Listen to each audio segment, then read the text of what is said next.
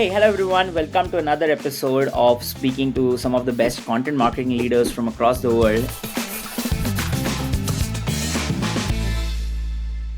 And super excited to have Daniel Moore.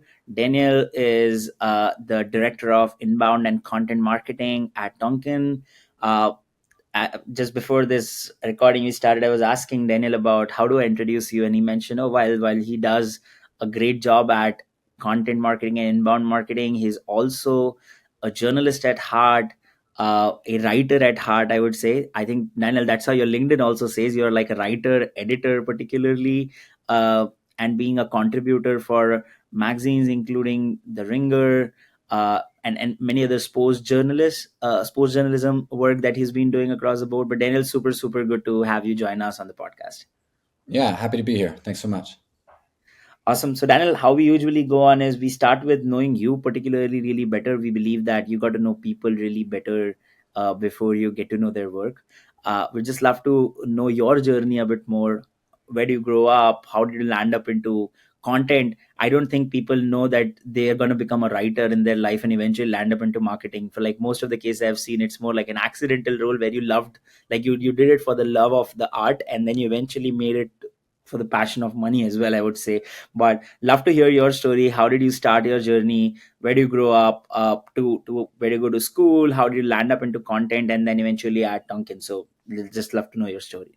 Sure. I took an unconventional route both into journalism and into marketing.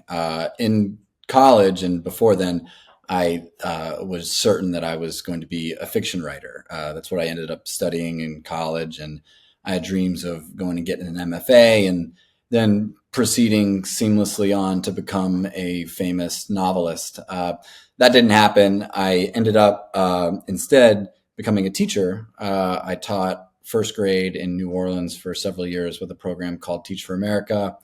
And then I moved back to the Bay Area, which is, by the way, where I'm from. And I kind of got my first leg in tech. I worked as a customer success manager at an ed tech startup when I was around 25. I still harbor dreams of making it as a writer. And so I never stopped doing that.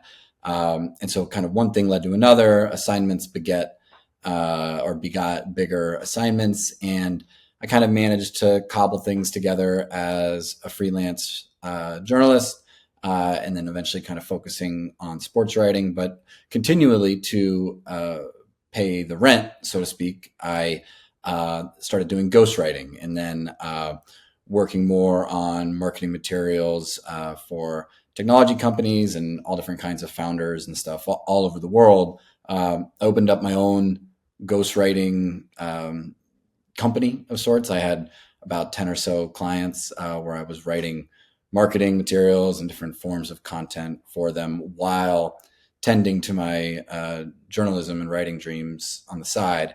And that kind of grew until I was introduced to Sagi Eliyahu, who is the co-founder and CEO of Tonkin, where I currently work. And he brought me on full time to help with Tonkin marketing and thought leadership and content over there. And that's what I've been doing ever since. And, you know, I think it's been incredible.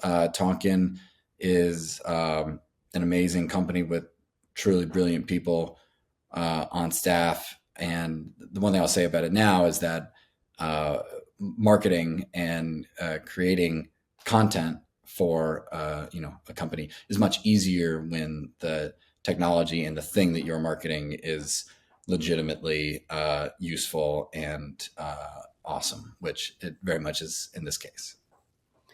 That is super good to hear. And you were telling about these different eras in which you have been a part at marketing. Like you've been a marketing yeah, at content, particularly you've been a content person to the mass audiences when it comes to the journalist side of the world. Then you've been a content marketer to a set of people which is like more niche set of people when it comes to working for a brand, etc.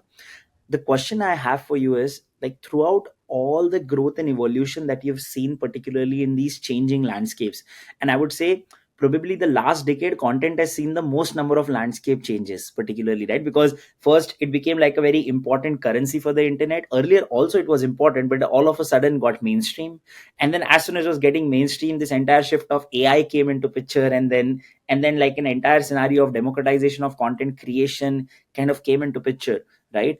But what do you think are still the most fundamental first principles part of content marketing? And when I ask the most fundamental first principles part of content marketing, things that can never get changed, like when people ask me what will AI never change, I say it cannot ever do my laundry and dishes, particularly, maybe for that matter, right? What would that equivalent of that look like for content marketing, particularly for you, given that there's seen so many shift changes? There are certain things that have remained constant, so I'd love to ask you that. Yeah. Quality, right? I think, in fact, maintaining for your existing audience and for the purposes of impressing the people that you want to reach, creating content and marketing materials and telling stories at a really high caliber that readers and viewers can trust immediately, and that they, more importantly, get genuine value and insight from. That's going to be that is and will only continue to be a key differentiator for marketers. And I think when I look ahead and you think about how many organizations perhaps might be looking to cut corners, and use AI to make content that's maybe quicker and a bit more sloppy, but like at a higher scale. I think readers and viewers and audience members will be hungry for the type of content that's substantive and that tells the truth and that understands poignantly the problems they face. Right. So that's what I'm laser focused on in my work, both on the marketing side, but also with my journalism. The People want uh, to read and to consume stuff that is good, and I think that's not going to change. Interesting. And when you mention about quality, particularly, right? And I'd love to ask you this part. You've been running a decent sized content marketing engine right now, right? While AI is definitely there to augment a lot more processes of content marketing, I feel it is making the lives of maybe content creators faster. Like for example, there's the same shift that came in with Grammarly. When Grammarly as a company had come in, everyone thought the jobs of editors are gone for the first few years, right? Eventually, it became the best friend of editors, making their lives much more faster. I'm hoping you're using AI in some capacity or the other in order to augment your teams, particularly while you're maintaining the quality with the humanization angle.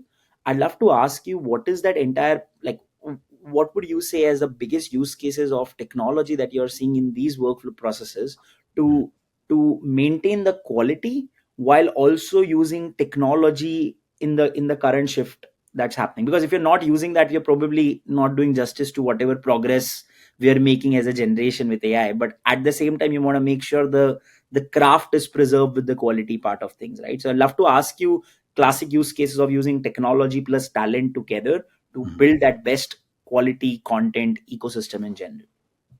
Yeah. On my team, we use it. We're using AI in a variety of ways. One I'll point out is for research, especially at the beginning of a large project. Say we're putting together a new ebook or white paper or a piece of research, like a new survey, or let's say that I am trying to educate myself and my team on subject matter that is pretty new. AI is a revolutionary way of acquiring that sort of starter level knowledge that you need to begin to grasp a subject. And so we use it a lot for that. I do still believe that deep reading, personal reading, is crucial for acquiring the kind of deep knowledge that you need to write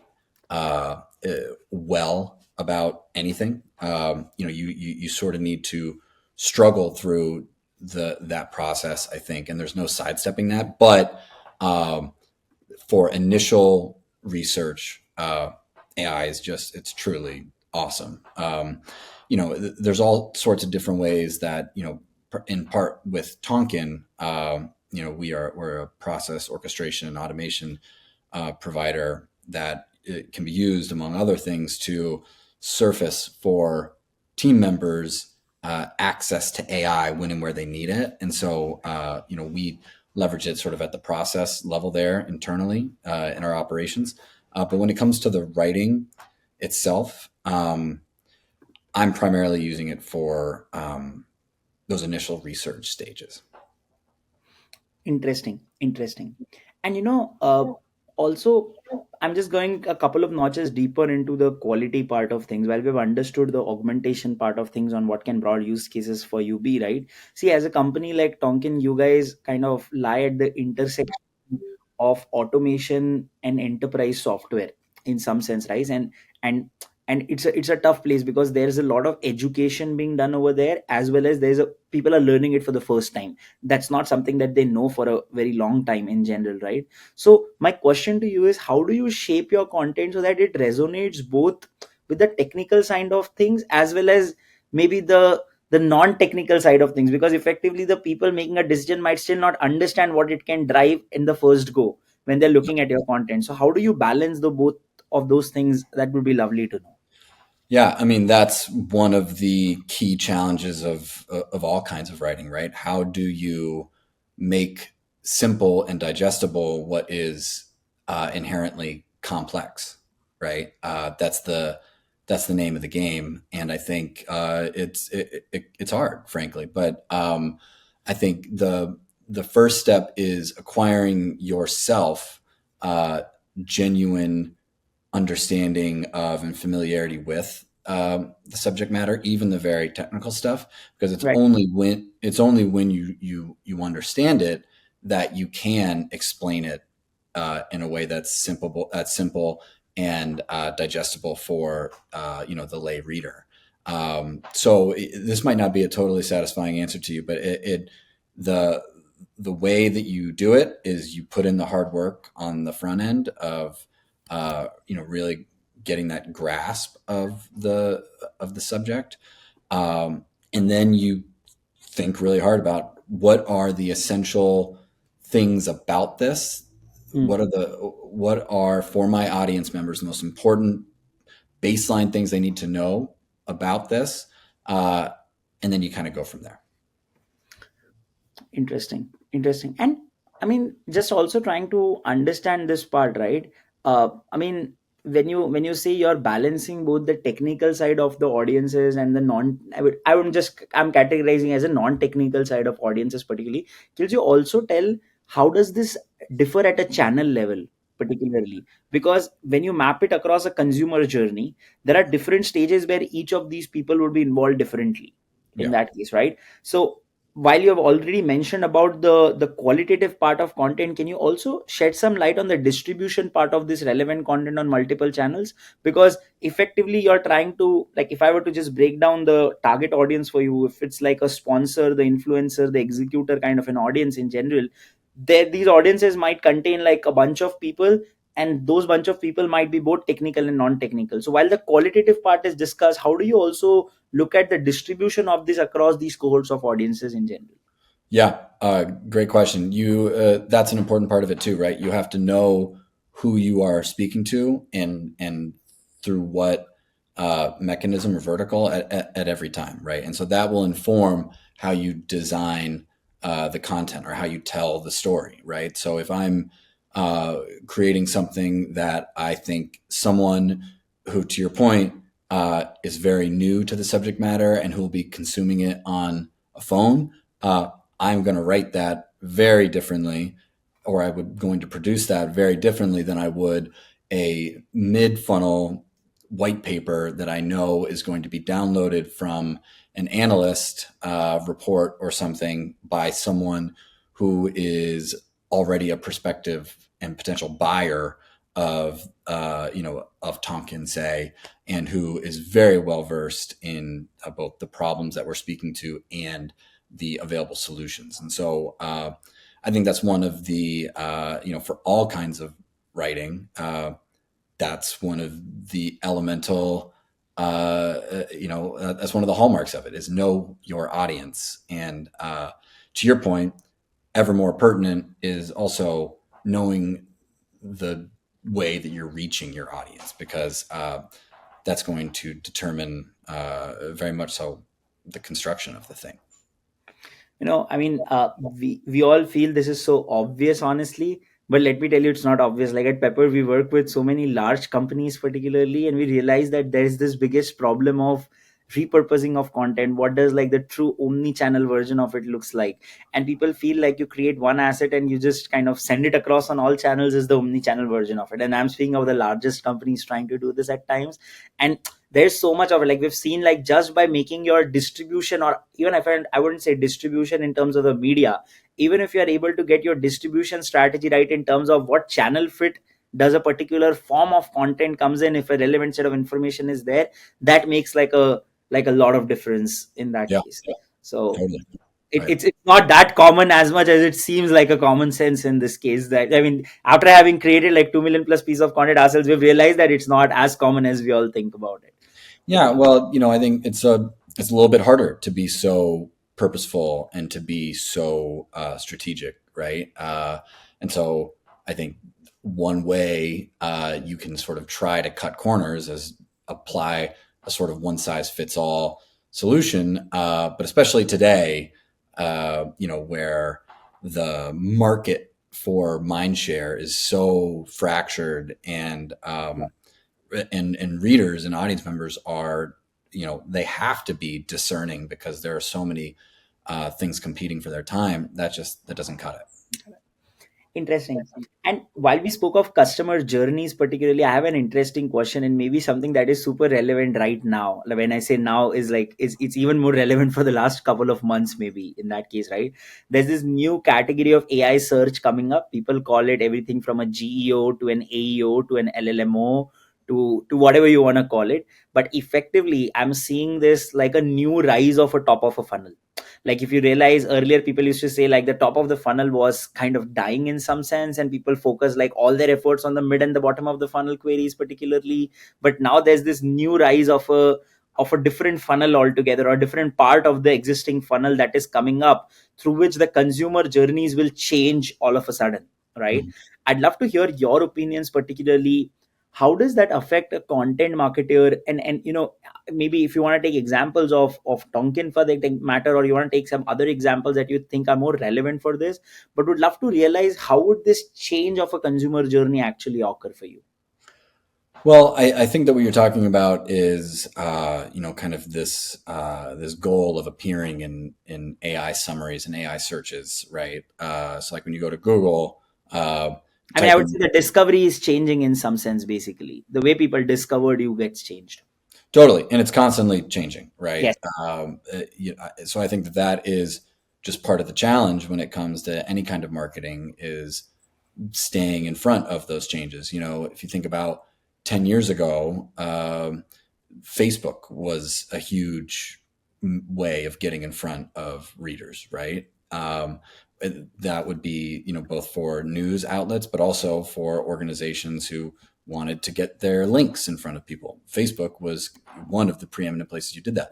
That is so not the case anymore, that it feels crazy to reference Facebook as like a actual driver of traffic.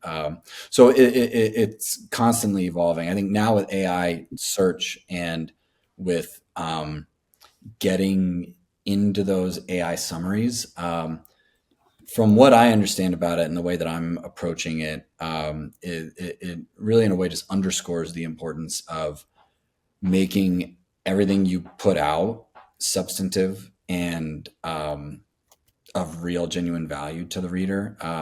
From what I understand, those summaries and the technology behind them, they are combing the internet for what it has reason to believe is like the actually valuable sources of knowledge and insight into those topics that people are searching for, right? And so, um, the in a way, it's encouraging because the game is much less so, you know,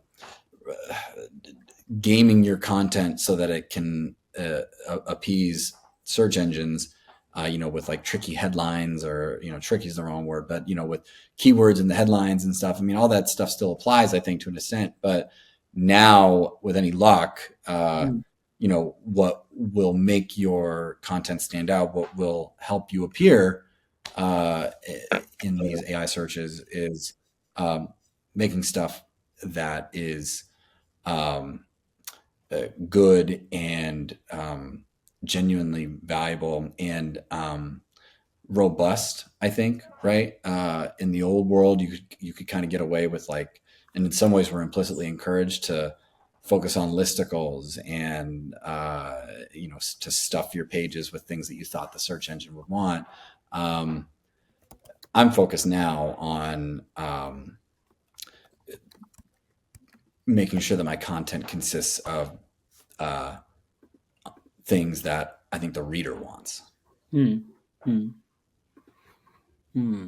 Interesting. And okay, let me actually ask you this way. I think that would be more helpful for the audience to understand this better. Okay, let me ask you, if possible for you, could you give us an example of a campaign you've run at Tonkin or any other company particularly that you would want to share with us, which actually tells us about how did you go on executing whatever you just mentioned.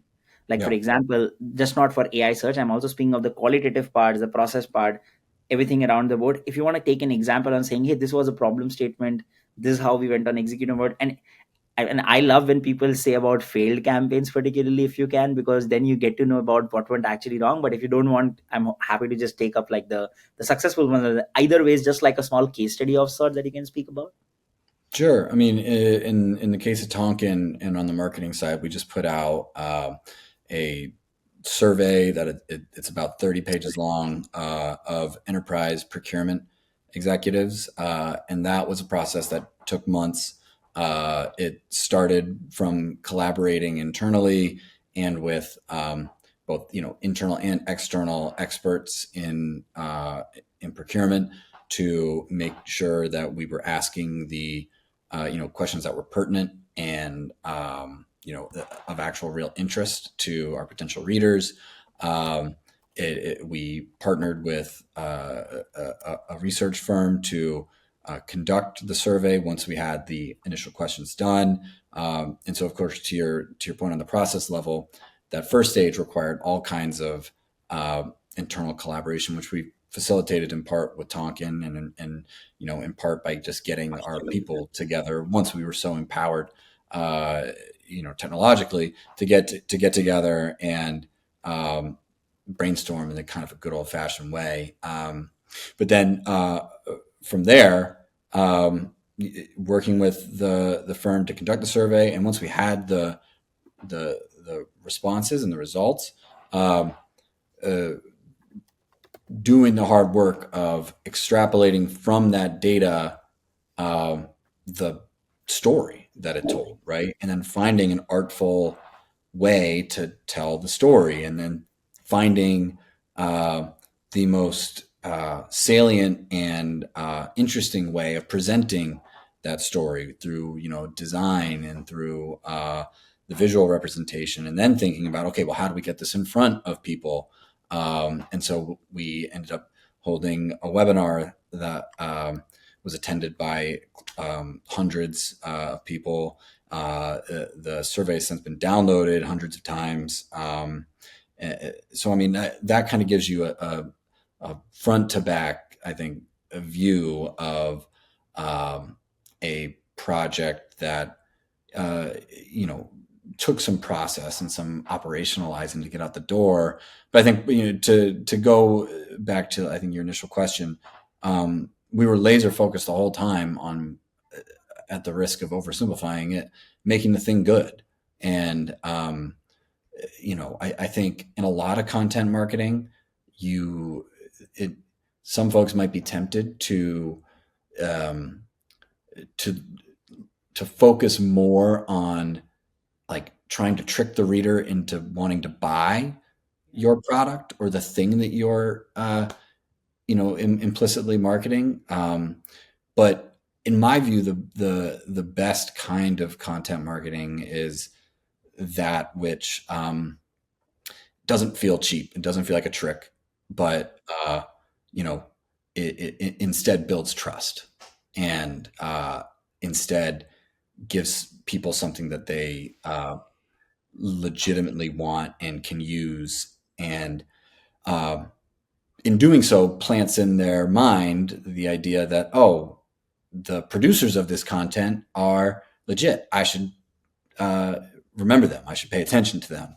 I can trust them, and that, I think, in the long run is far more valuable than you know getting someone to click uh, on a headline and then maybe proceed from there. So anyway, that that's what we're focused on with everything we write, everything I work on at Tonkin. But that's one example of it. Makes sense. No, this is very helpful. Thanks, firstly, for sharing this up in general. I mean, this looks like a great way of content-led engagement. I'm hoping you got a lot of leads out of that as well. So it becomes like a thicker funnel, particularly when it comes to this amount of high engagement. Although webinar numbers, even if it would have been lesser, particularly, I think that the quality of that would have been gone like crazy high, because the kind of people coming in from the survey were really good, particularly. Yeah, and it has a longer tail, Yeah, right? If it's good, it will continue to interest readers. And um, I take the same approach. I think it's one reason that having not come from a marketing background has helped me, hmm, um, because just like I approach this aspect of my work the very same way that I do everything else I write, which is you value the reader's time and intelligence, and um, the only way to stand out or to be read is to put in the hard work of making your stuff good. got it, got it. Perfect. I think we've spoken a lot about content marketing at the brand side. I'd love to ask you a couple of personal questions. In that case, when I say personal, in the sense your experience outside of the content marketing side or at Tonkin, but Sure. just wanting to get a sense about how did this entire sports writing career of yours, particularly, influence what you do on the B2B side of the world? I know they are completely two different eras of content, but I'd just love to ask you what are the parallels you drew from like the first principles angle, or what were the basics that remained the same in both sides? Mm. Um, yeah. So, I mean, my sports writing is, I mean, that's like my personal passion, right? That's what I love to do. I think the the principles that I apply there are kind of what I just mentioned. Uh, I I want everything I write. I'm working on a new essay right now, and I'm working, frankly, uh, my ass off to make it good and to do justice to, or do right by, the characters and the subjects of it, right? And I think that sort of respect, that's one word that comes to mind, is you know I one reason I work hard to make the essays and books that I'm writing good is because I respect greatly uh, the people and things I'm writing about, the people I'm writing for and want to reach, and then also the greats that came before me that I want to be one day thought of alongside. And Right. um, The legacy part, you mean? yeah, and when it comes to creating marketing, uh, there's a bit less of an inspiration to be thought of as the greatest content marketer of all time. Like, that's not exactly why you're doing it, but you still, I think the key to making good stuff is striving to make good stuff and wanting it to be good. And I think one thing that carries over across types is again that idea of respect. If you respect the audience that you want to reach and the audience that you already have, and if you have respect for the subject matter, um, you'll work hard to make sure that you're uh, doing right by them and uh, operating and producing at a level of sophistication that befits the subject matter and that the readers want and deserve. Perfect. I think that's super helpful. And just maybe a last question before I just move to the favorite part of the conversation I always love, which is the rapid fire round. And right, I want to ask you this part, right? I had a good fortune of actually meeting the founder of VMware recently. Uh, the lady Dan, she started VMware back in the time, and we all know what mammoth of VMware it became, right? She told me one interesting thing, and that kept me with me forever, right? Uh, she said, whenever you are in a transition generation of whenever you are in a transition environment of something, when there is a generational shift, those shifts have happened at the industrial revolution level in the world, to it happened with the cloud revolution in the world, to it's happening with the AI revolution in the world. If you don't spend 20-25% of a time getting upskilled, particularly on the transition, you would be a part of two different generations then. Like either you will be a part of like there'll be a shift of generations that will happen in every transition, and there'll be people who become a part of the generation ahead and the people who become a part of the generation at the back, right? I think as content marketers, we are at that interesting cusp right now where we all got to upskill ourselves too well. In Mm. that case, right? I see a lot of content marketers honestly defending the part of saying, "Hey, I mean, AI is not for good." Or there are other set of people I keep on meeting who say, you know, they have the guilt of using AI at times, and I understand why that can come in, because that's still a transition we are all living in. But at the same time, I would say AI is not going to replace the job of humans, at least from a content side. It's definitely going to replace the jobs of content creators who don't know how to use AI in that case. And I put it the thesis this way. You can feel free to contradict me on this or any thoughts you'd love to share on this. But my question to you is, what would you recommend people to get upskilled on in that transition generation? And the reason I tell you this is I hold this as a utmost importance on my part, where I am currently spending almost like 20 to 30% of my week, which I call as Saturdays. So I spend all of my Saturdays in just upskilling, learning about AI. Although I would be one amidst I would be one amidst the band that is at the part which is ahead of most other people in that case. But it's still that feeling of, hey, you know what, this can change, this is changing rapidly, I got to be upskilled on that bandwagon that runs in. So question to you, if you have any contradictions or thoughts on what I just mentioned. And number two, love to know your thoughts on how do you keep on upskilling yourself, which is more like addressing to the creators who would be watching this or marketers who would be watching this. Yeah, I mean, I don't really have any. I largely agree with what you're saying. I think the first step that I think of is just to recognize that AI, and whether we're talking about Chat GPT, just for example, or other iterations of it that content marketers can use. It's a tool, right? Yeah. It's a tool that is the same way the word processor was a tool. And I think it behooves anyone who's ambitious and, to your point, wants to continue doing good work to um, try to take advantage of every new, innovative, and potentially very useful tool that comes online. Um, so I think that's the first part. I agree that probably a lot of people, would, um, are maybe not allowing themselves to just even explore certain of its potential or use cases because they view it more through the lens of like, oh, this is either it's like a boogeyman kind of thing. Right. Uh, I think that we do ourselves a disservice when we imbue technology with too much, silver bullet power, right? Yeah. So that's the first thing. I think I am not spending all of my Saturdays, I teaching was this. just kidding. I was just mentioning how I do it, but like I would always No, prefer you. I very good.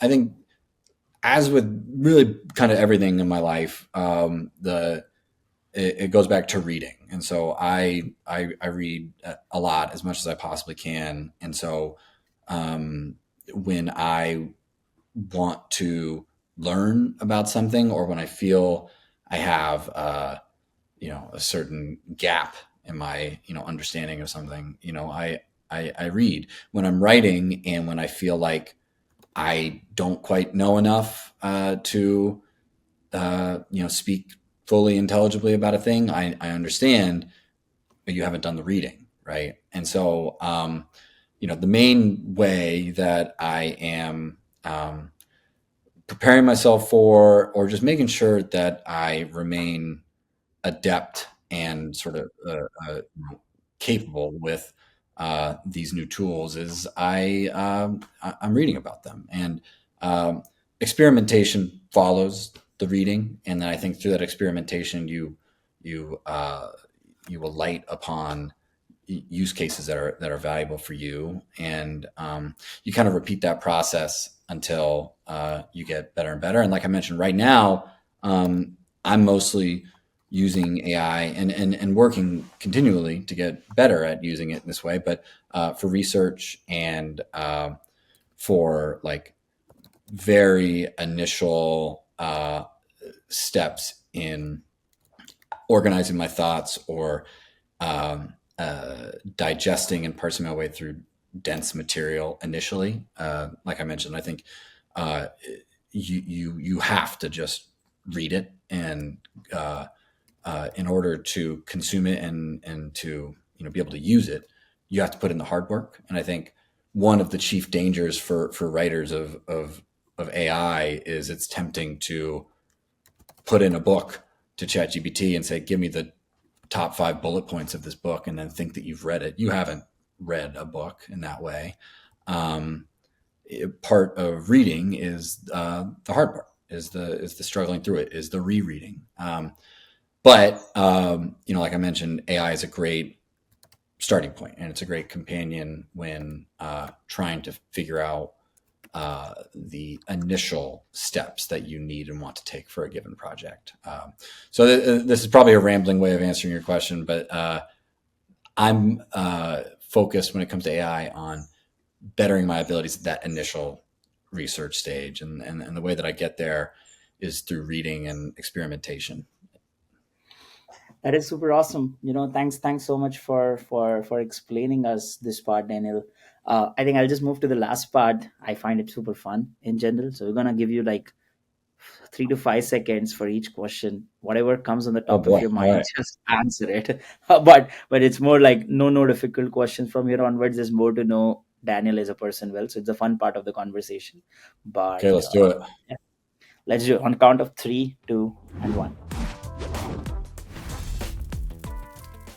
So Daniel, if not a writer or a content marketer, what would you be doing in a parallel profession? I would be a Major League Baseball player.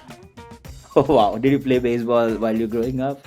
I did. I did. I played a lot of baseball growing up. I would probably actually not be a professional baseball player because I was not good enough, or big enough, or fast enough. But I think if I was not writing, I would be involved with baseball in some fashion. If I could also keep a beat in any way, I would be in music. I love music, but I'm totally unable to What make what it. team do you support?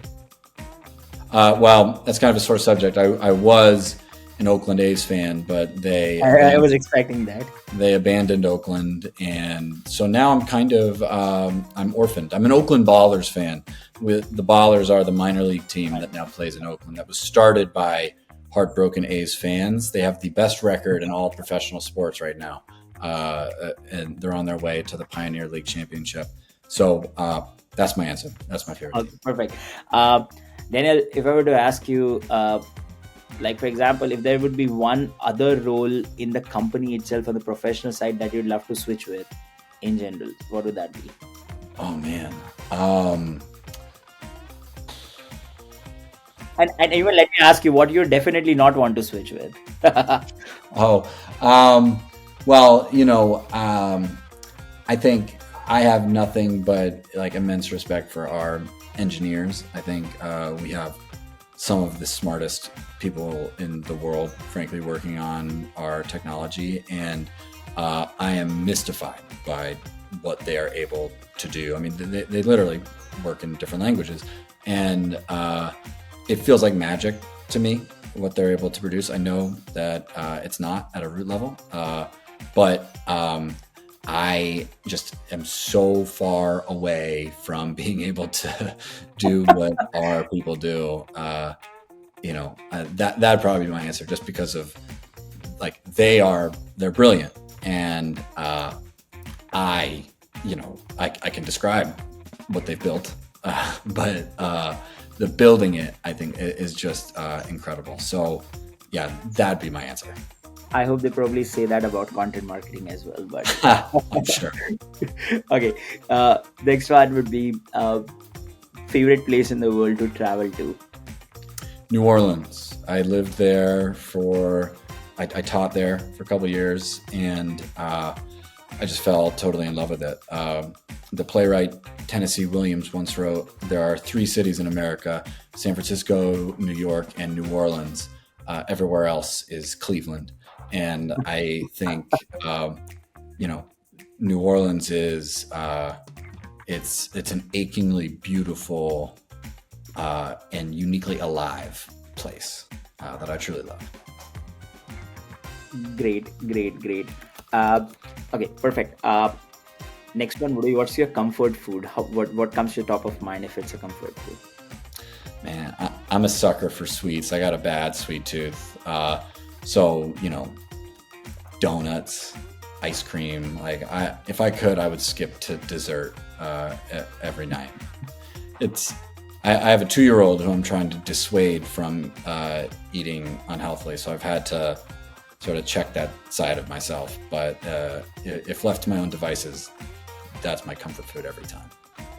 Awesome, awesome, perfect. And the last one that come from my end is what are the three tabs that are always open on your laptop except for your email and your Google Suite?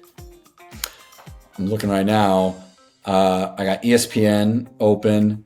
I got the New Yorker open, and incidentally, ChatGPT. But I'd say How much of a writer trait is that? I also have 300 different Google Doc tabs that I'm looking at right now of various projects that I have in motion. So, yeah, that's what I got open. You should just take a screenshot of that and post on LinkedIn. You would get immense traction because that's what a writer's life looks like. So, Yeah, I'll think about that. perfect. Awesome. This is so cool. Thanks so much, Daniel. Thank you so much for your time. Thank you so much for spending the time with us and helping us with your insights. Really appreciate you doing this. Yeah, of course. Thanks for having me on. Perfect. We'll see you soon and follow us for the next episode that comes in on the Global Content Marketing Leaders podcast. Till then, sayonara. Bye.